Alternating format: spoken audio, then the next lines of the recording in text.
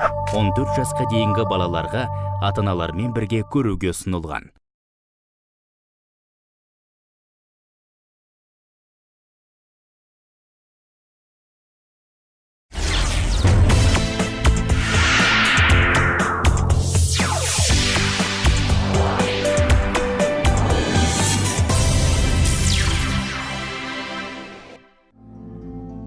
Ассалаумағалейкум ағайын.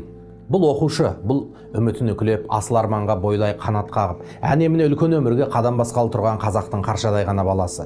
Бірақ ол қазір өз өмірімен қош айтысуға бел байлаған секілді. Былай қарасаңыз, ішіп жемнен қағылған жан емес. Киерге киімі де бүтін, тіпті қолында ел ұстаған смартфон. Ақыл есі де дұрыс. Бірақ айдың күні аманда бесіктен бел шықпаған баланың мұндай әрекетке барайын деп жатқанын неге жорсақ екен? Әлде қарыз ба?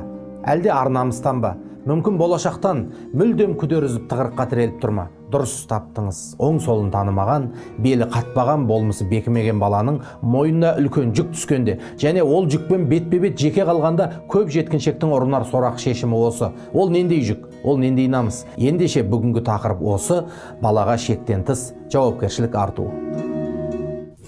Жақсылап дайындал. Обыдыдан құлап ертең масқара болып жүрмек.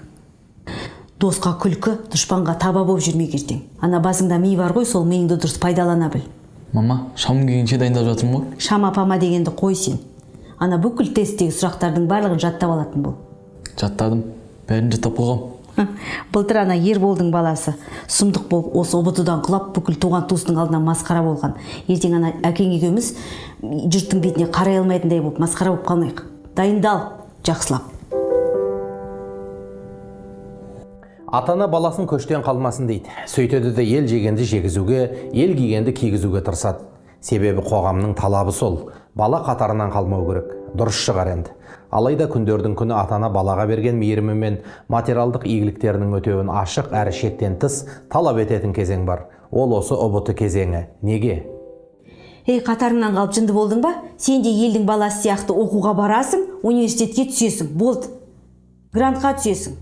Ұбыты сенің өміріңдегі ең негізгі емтихан. Осыған қарап ертең не адам болатының, не басқа болатының белгілі. Қатарыңнан қалма. Міне бәрі емес. Бірақ кейбір әке-шеше қатардан қалмау дегенді өзінше түсінеді. Өзінше деген не? Ол әрине өзгенің баласы секілді жоғары бал алу, өзгенің баласы секілді грантқа түсу, өзгенің баласы секілді университет қабырғасын тоздырып, әйтеуір табақтай диплом алу. Бұның жақсы жаманына уақыт төреші. Бірақ осы көштен қалмауды тек жоғарғы оқу орнына түсумен байланыстыратын мінез қоғамдағы кей жастың күртсініп кетуіне, алдамшы намысқа шыдай алмай өзіне қол салуына себеп болып жатыр. Енді балаға дұрыс мотивация беру мен шектен тыс салмақ артудың арасындағы айырмашылықты қалай танимыз? Міне барлық мәселе осы тұстан басталады. Мамаң дұрыс айтады. Осынша жыл өсірдік. Не ішем, не жейм, не кием демедің. Енді мына жеме-жемге келген кезде бәрімізді ұятқа қалдырып жүрген масқара қып. Өлсең де тірілсең де оқуға түсесің. Басқа жол жоқ. Егер де оқуға түсе алмасаң, ол кез келген мекеменің есігінің алдында күзетші болып келген кеткенмен ырылдасып отырасың. Ал ақыл оқытуға бізде әкең екеумізде шама жоқ. Сол себептен сен грантқа түсесің. Ал түсемей қалсам ше? Ал жетпей қалса не істеймін? Жағың қарысқыр. Түсесің. Айтпа үйде. Қайткенде де түсесің, оқисың. Біз қазір келтірген үстірт мысал жағдайдың тым күрделенген түрі. Жеткіншектің психологиясына салмақ салудың мынадай да түрлері болады. Секе, мына жігіт ертең қанша бала алам дейді. Ой, кемі 120 бала алады. Бұл бізді ұятқа қалдырмайды. Ол етпейді, солай ма? Солай әрине. Ақтай солай ғой, ертең кем дегенде 120 бала алады. Білмеймін, мам, көреміз ғой. Қалай білмеймін? Кем дегенде 120 бала аласың. Сен оқуға түсесің, ертең біз ел алдында ұялмай басымызды тік ұстап жүретін боламыз. Сен грантқа түспегенде кім түседі? Осы сахнаның сыртынан қарасаңыз, атана баланы қанаттандырып отырған секілді. Расында жылы сөйлеп көтермелеп отыр. Бірақ бұл сөздердің манағы сахнадан айырмашылығы тек әңгіменің тонында ғана. Әйтпесе сол баяғы балаға шектен тыс жауапкершілік арту тек бір жақты итермелеу ғана. Егер біздің кейіпкер әке-шешенің сенімін ақтап тест сұрақтарынан 120 бала алып шықса жақсы. Ал алда-жалда бұлар ойлағандай нәтиже болмаса ше. Бала өз әке-шешесінің сенімін сатып, үмітін күл талқан еткен бола ма? Әлде ұбытыдан өте алмай қалған адамның өмірі осымен бітті деген сөз бе? Егер мен оқуға түсе алмай қалсам, мамамдар маған ренжиді. Олар маған көп үміт артып отыр. Сол ғой. Маған да күнде айтады осы. ұбт-дан өтуім керек, тапсыруым керек деп. Бірақ қанша оқысам да миыма түк кірмейді. Тех колледжге кетсем қалай болар екен? Ей, ақымақпысың? Ят емес пе? Тек колледжге кім барады қазір? Одан да бір эконом фак па, заңгер ма бір жерге түсіп алу керек еді. Айтасың сен де. Өте алмай қалсақшы. Одан да жоқ болып кеткен жақсы. Позор болғанша өлген жақсы. Мына екі бала өте ауыр әрі қорқынышты әңгіме айтып отыр. Дұрысы, оларға қоғамдық түсінік айтқызып отыр. Әйтпесе бұлай техникалық колледжге түсуге арланбас еді. Себебі реал өмірде сол темір мамандық иелерінің анағұрлым ауқатты, абыройлы өмір сүретінін білмейді. Еліміздегі гуманитарлық мамандықтың сеңдей соғылысқан түлектері екі қолға бір күрек таба алмай жүруінің негізгі себебі әу бастағы мамандық таңдағанда қоғамдық тенденцияның үкімінен шыға алмауы. Елдің бәрі бастық, елдің бәрі заңгер болса, кім көлік жүргізеді, кім мұздатқыш жөндейді? Мысалы, мынау Петя, бұл тех колледжді бітірген. Қазір көлік жөндеумен айналысады. Айына табысы 250-300 мың теңге. Кейде тіпті жарты миллион. Елдің бәрі Петяның көңілін табуға тырысады. Петя қаласа мына Жәкеңнің көлігін жөндейді, қаламаса жөндемейді. Өйткені Петяда клиент көп. Ал мынау Қанат, бұл да техникалық мамандық иесі, яғни электрик. Айына табысы 300-400 мың теңге, кейде 1 миллион. Әсіресе жаңа үй салғандар Қанатты қатты құрметтейді. Өйткені ол қаласа Жәкеңнің үйінің тоғын тартып береді. Қаламаса Бекеңнің үйін жасайды. Қанат ол сондай табысты адам. Шама келсе Қанатқа ұқса. Менің университет бітірмеген көптеген таныстарым бар. Солардың көбі менен бай тұрады. Өйткені олар шағын кәсіппен айналысады, саудамен айналысады, жұртқа қызмет көрсетудің майталмандары. Солар кезінде елдің бәрі сияқты гуманитарлық мамандықты алғылар келген. Мысалға менің Ерсін деген танысым журналист болуды армандаған екен.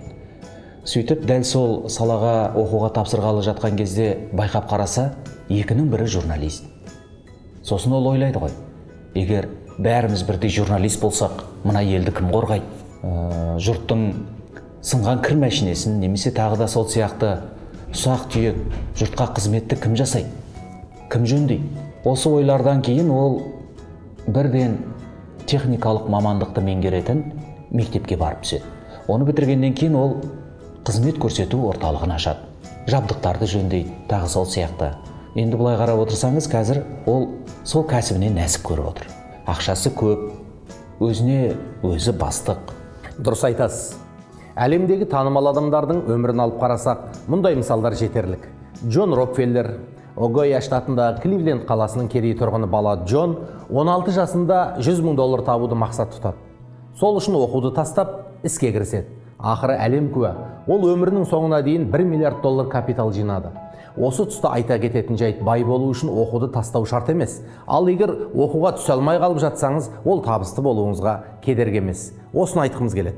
Тағы бір мысал, Билл Гейтс, Марк Цукербергтердің университет бітірмей-ақ жер бетінде айтулы табысқа жеткеннен хабардарымыз ғой. Осылардың қатарында ең қызықты тұлға ол Стив Джобс.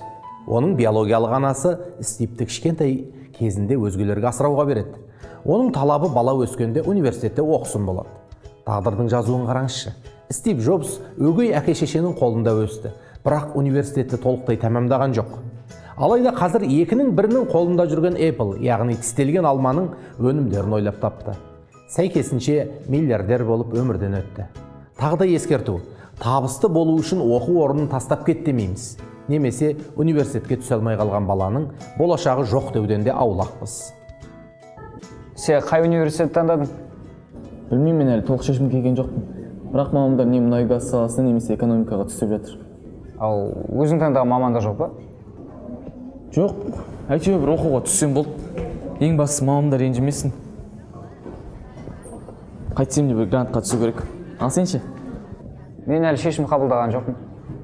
Егер ұбт-дан керекті балл жинай алмай қалсам, онда бір колледжге түсе саламын. Қандай колледж? Көреміз. Сен күлмейсің бе? Жоқ, айтсайшы, қандай колледж? Сол тех колледж. Тех колледж? Қандай мамандық? Мүмкін дәнекерлеуші, мүмкін инженер.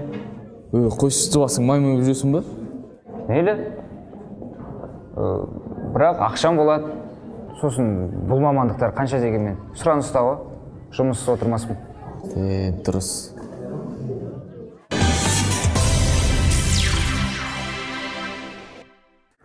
Ей, 45 балл. Бар болғаны 45 балл. Ей, шамаңның жеткен жері сол ма?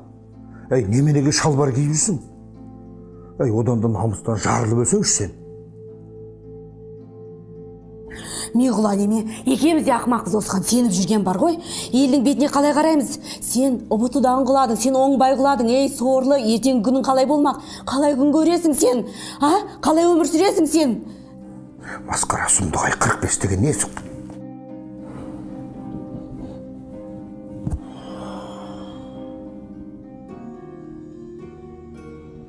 Сабыр балақай. Ең үлкен проблема осы ма екен? Жарайды, оқуға түспепсің. Бұдан күн сөніп жер айналуын тоқтатып па? Ел не дейді? Туған туыстың алдында ата-анамды ұятқа қалдырды. Бұл не деген қате түсінік, не деген үстір той. Өзгелердің пікірімен санасқан жөн. Бірақ салдар осындай, қасіретке әкелердей санасуға бола ма екен? Дэвид Айктың мына бір сөзін мысал қылайыншы. Өзгелердің ойынан әсіре қорыққан адам өмір бойы түрмеде отырғанмен тең дейді.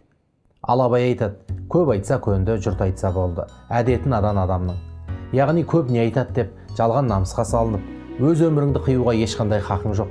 Айналайын әке-шеше. ұбт-мен өмір біткен жоқ. ұбт негізгі емтихан емес.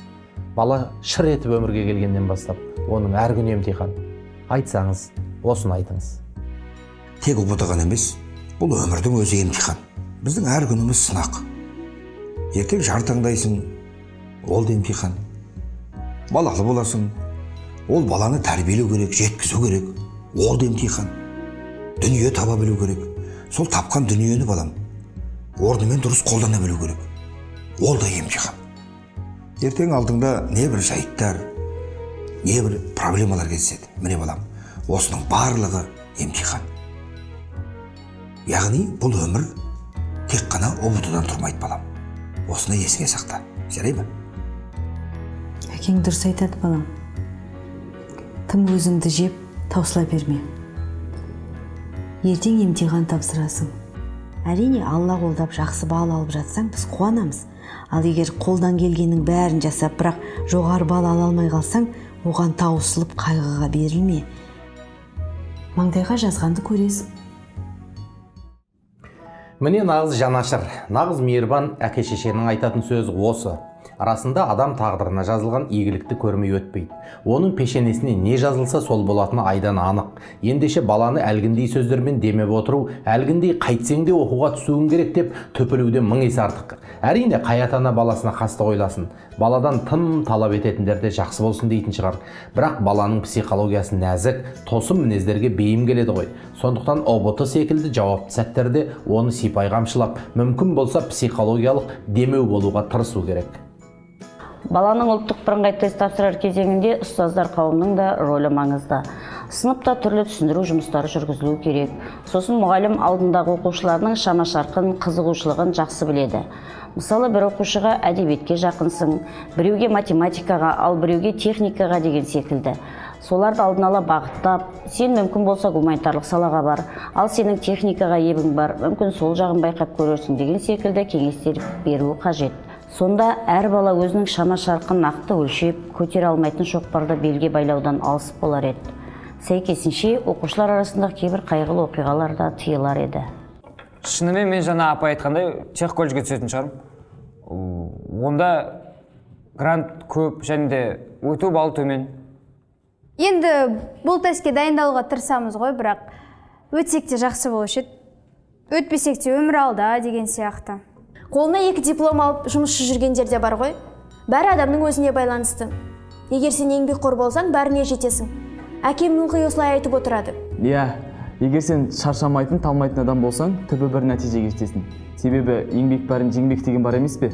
Сен өзің философ екенсің ғой.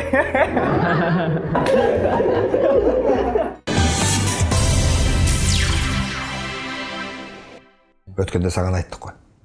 Еш қорықпа. Жүрегіңе жақын ештеме алма. Бұл сынақтың басы да емес, соңы да емес. Өмірге келген соң бұл жалғаннан өткенше емтихандасың балам. Өткенде айттым ғой саған, дұрыс па? Иә, дұрыс әке. анау жаңалықтардан қазір небір жаман нәрселерді көрсетіп жатыр. Былтыр Семейде, одан Ақтөбеде, Оралда емтиханнан өте алмай аз бала алған балалар өздеріне қол жұмсапты. Алла бетін аулақ қылсын балам. Ол өте дұрыс емес нәрсе. Ертең қанша бала алсаң да, қандай нәтиже көрсетсең де, біз сенімен біргеміз. Әрине еке, шамам келгенше тырысам, аянып қалмаспын. Дұрыс балам, аянып қалмайсың, оған күмән жоқ. Бірақ ертең қандай нәтиже шықса да, сен жүрекке қабыл алмайсың. Қайғыға салынып жүрме жаным. Пешенеге не жазылады, соны көреміз. Ең басты жүрегіңе жақын алмай қойын. Жақсы ма? Жақсы. Дұрыс айтты. Мұндай әңгіменің маңызы зор. Бала осындай жауапты сәтте өзінің жалғыз емес екенін сезіну керек. Оны көзден таса қылмаңыз. Әй, не болар дейсің дейтін немқұрайлықтан абай болыңыз. Қазақта екі қарап бір шоқы дейтін сақтық бар еді ғой. Ендеше сол сақтық жасөспірім баланың тәрбиесінде аса маңызды.